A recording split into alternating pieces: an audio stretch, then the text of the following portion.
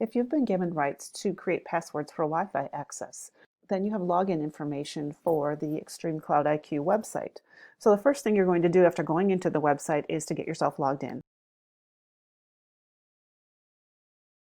Once you get logged in, really the only place you're going to worry about is this plus sign up in the upper left-hand corner where you're going to add a new user. So when you click on that, there's several blanks, but there's only a few that we're most concerned with. So the very first one says create account in user group, and you'll see that there are three different choices. There's Panther contractors.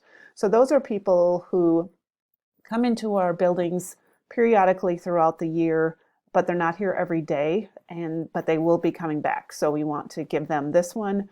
Our staff, this would be for those who want it for their cell phones or personal devices and they're here all the time. This would include student teachers as well.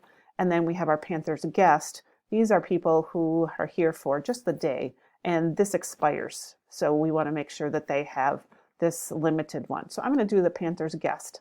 The other thing that we want to make sure that we have is their first and last name. So you're going to fill in their first and last name.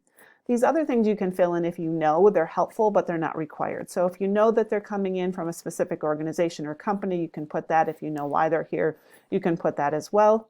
And then you'll want to find out from them, are they trying to connect a phone or are they trying to connect a laptop? So the reason why this makes a difference is that it's going to send a password to either their email or their phone, and it makes it a little easier to copy and paste that if you send it to what they're trying to hook up. So for example, if I'm trying to connect a laptop and I ask for their email address, then it's going to send them an email with the password. They can copy and paste it right there on their laptop. If I am going to connect a phone, you can ask them for their phone number, and it's going to send them a text, again, which is easily accessible on their phone that they can put in. Then leave the username as name here, and then you're going to generate a password.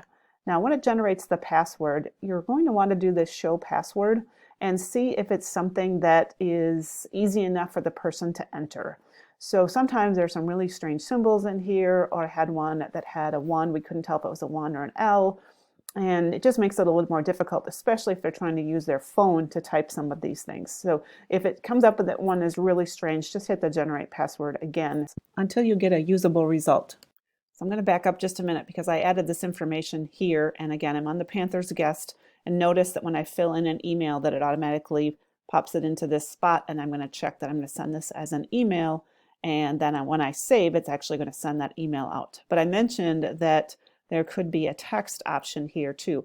It looks like the text option is only available for the staff all year or the Panthers contractors. So for example, if I would choose staff all year, then I have text message, and if the phone is here, then I can check that and I can send that as well. I think the idea behind this is that somebody is coming in for a day that they probably don't need to have their phone connected. They probably need their laptop connected, and that's why it says email on here. So then you would simply click save when you're done. As I said, it will send them a text or an email, and then you'll have a list on your screen of the ones that you've created. So this is not everybody, these are just the ones that you've created.